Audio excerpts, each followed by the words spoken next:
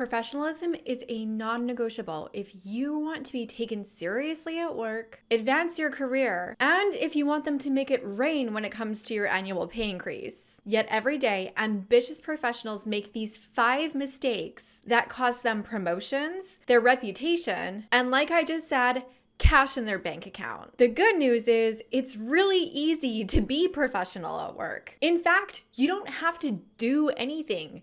You just need to stop doing these 5 things. If you're ready to know what they are, tap the like button and let's jump straight in. The first mistake that you need to avoid to be more professional is to stop talking about the 2 taboo topics at work. That is religion and politics, my friends. These are not things we discuss in polite society. Now for this, I really want to focus in on one that is becoming a bigger problem.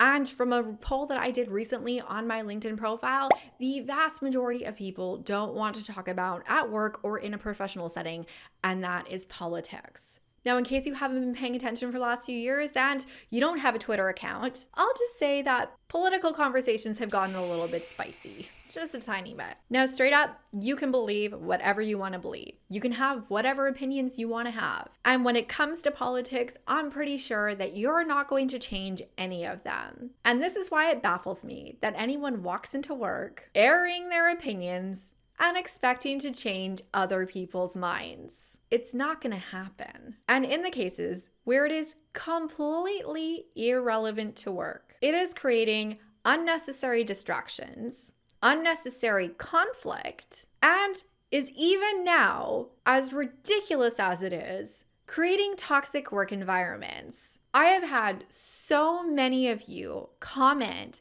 saying how there is only one right and accepted political ideology at your company, how alienating it is, and what a toxic work environment it's created. And it's not just one side doing it. Now, I know that most of you around here are really intelligent and very understanding, and you could have these conversations in a really respectful way that creates a lot of understanding. The thing is, most people are not like that.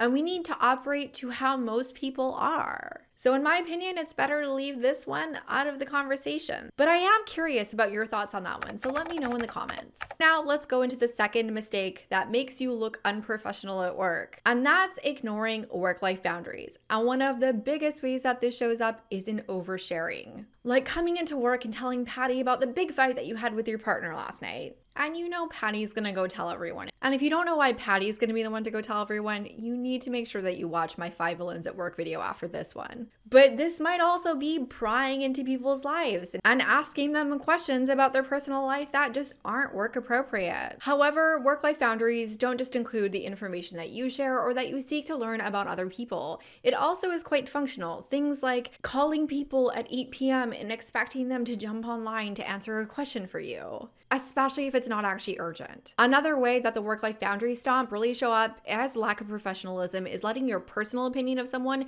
impact your professional relationship with them. The thing is, you don't have to like anyone, but if you don't like someone, so you're leaving them out of communications or leaving them out of emails or refusing to give them help, you're not hurting them, you're hurting yourself. And it is really unprofessional, and this is going to show up in multiple ways, including your performance review. It can impact your promotions. The thing is, if you're doing that and sabotaging their work, in most cases, you are going to end up being the person who looks bad in the situation. And I want you to really pay attention here because this isn't always big intentional ways. This can be a subconscious thing.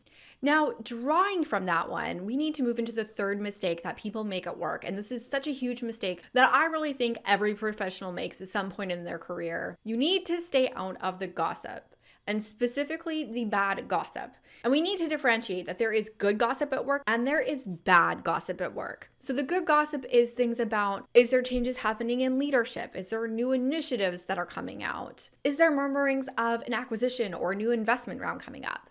These are all things that actually have an impact on your day-to-day job, and it's important to keep your pulse on that type of gossip.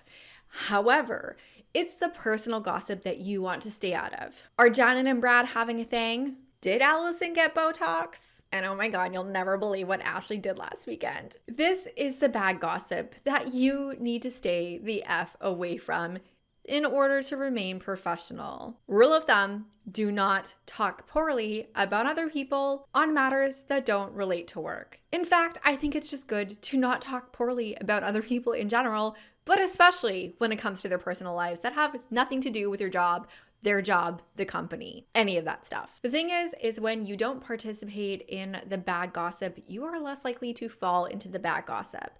But this also goes back to the last rule in terms of work-life boundaries and not oversharing, because you also do not want to be the subject of the bad gossip at work. And I truly believe that when you maintain a high level of professionalism, you are going to be much less likely to be the subject of a lot of the malicious gossip that can really fly around in an office. And this actually leads me directly into the next professionalism mistake that so many people are making at work. And this one can be very subtle, but it's one that will absolutely sabotage your reputation and even your career. Stop being disrespectful at work. There are so many ways that this mistake is made every single day in corporations across the country and really across the globe. Now, one of the mistakes that I see so many professionals make is that when they're in a meeting or even having a conversation with a colleague, they are distracted.